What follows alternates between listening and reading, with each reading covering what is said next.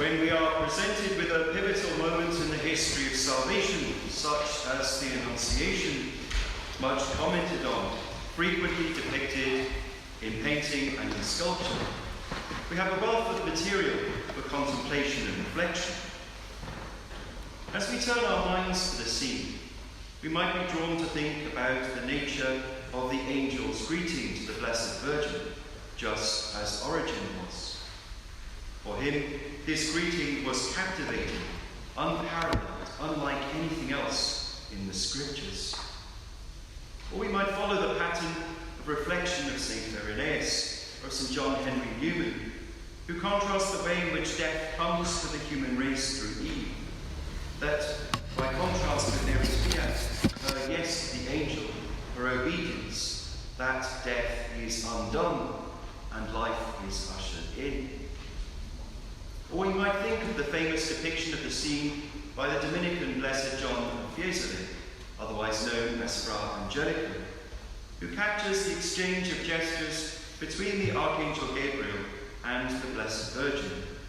Gabriel showing honour to the one he identifies and names as Ke Charitomen, the highly favoured one, the graceful. The Virgin responding with crossed arms, showing her acceptance of God's will. Despite the richness of such reflections, it's no bad thing to take a step back though, and to think instead about the scene as a whole. It's worth doing this because if we do, we may find ourselves thinking about how exactly it is that salvation comes about. And this in turn may teach us a great deal about how we as Christians are supposed to see the world and see those in it. The business of seeing is important because how we see the world might help us to realise how it is that we are supposed to act in the world. And act we surely must. Lest we be in any doubt, faith is not simply a nice idea to be thought about, or an armchair hobby to pass the time. It is a way of discipleship. Graces given and received, paths to be followed, things to be done in the building of the kingdom of God. The scene of the Annunciation, unique and remarkable though it is, happens in a place that at the time of the event certainly is thought to have had a relatively small population and to have been of relatively little importance. We might say then that one of the most remarkable events in history has a completely unremarkable backdrop. And we might go further and add that Mary and her betrothed do not themselves have the distinction of being great and powerful people by the standards of their times.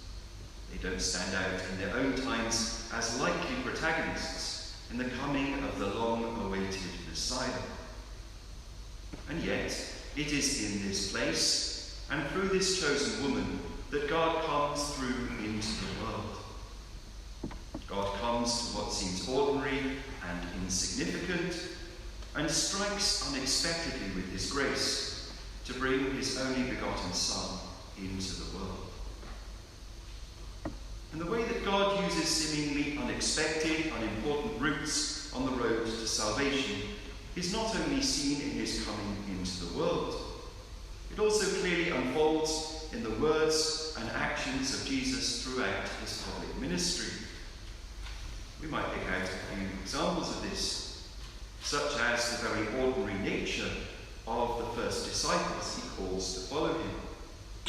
His concern for the healing of the sick, delivering the possessed, dining with sinners, proclaiming God's closeness to the poor in spirit, to those who mourn, the persecuted, and so on in the Beatitudes.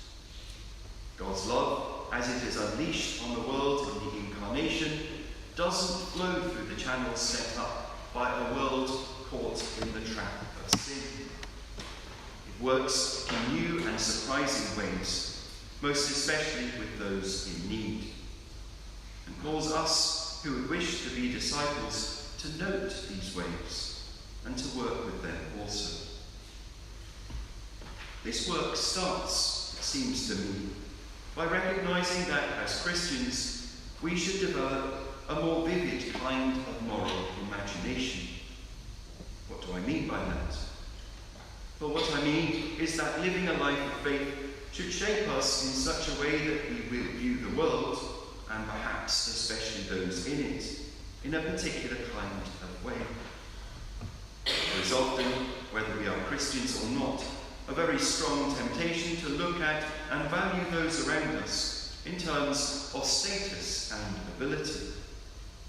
So we look at others and see who they are in a certain sense of that term, what they have achieved, what they are capable of, and attribute some sort of value to them on that basis. It's a temptation that's often operational in the way that we view ourselves too. Our own self-worth will be strongly affected by how we see our position relative to others, a sense of how intelligent we are, how we look, the job we have, and so on, and therefore can be understandably fragile. And as this way of valuing others and ourselves has taken hold, we are at the same time aware that we are witnessing, and part of, to a certain extent, a great expansion of human knowledge, and with its scientific, medical, technological and creative possibilities, which open up new frontiers for human achievement and innovation. Well, at least for people who enjoy the privileges that many of us in this chapel enjoy. But with those advances, which in many ways we are right to celebrate, the moral imagination in many areas of life and society shows worrying signs of decay and atrophy, and our regard and vision of ourselves, and perhaps especially of others, their well-being and their flourishing, can lead a lot to be desired. More specifically, in our striving for excellence in certain areas, we risk not being able to see and adequately provide for those who are left behind by progress, or those who don't fit easily into a narrative driven by productivity or success.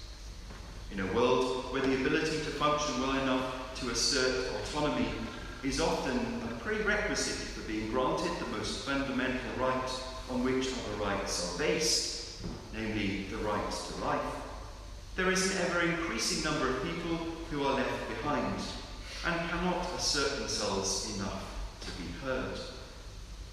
This group has many and various members across the span of life, from conception to old age, and often include those yet to be born, those sick in mind and body, the migrant, the homeless, the victims of violence and abuse, the unemployed, the exploited, the unconscious, and those who are elderly and dying, to mention just a few. If that is something of the nature of the problem, then what might be the right kind of moral imagination if we as Christians are to do something about it? Well, looking at the event of the Annunciation and looking at the unfolding of the mystery of the Incarnation, we see, as I've already mentioned, extraordinary events happening against a seemingly ordinary, unspectacular background. But we also see how, in Jesus, God comes in an especially powerful way to those who are most vulnerable, to the sick, the poor, and any on the margins. And so we might say that to have the right kind of moral imagination is to recognise that as Christians we need the grace to pay close attention to what, or rather who, might all too easily be overlooked and ignored. Realising that those who can too easily move to the periphery of our vision, those who can so easily move to the periphery of our society, are people of great value, people who matter to God. As Christians, we need God's grace to have the moral imagination to see and value the most vulnerable. And then, of course, we need the courage to be able to follow through, to do what is necessary for them to be loved and valued.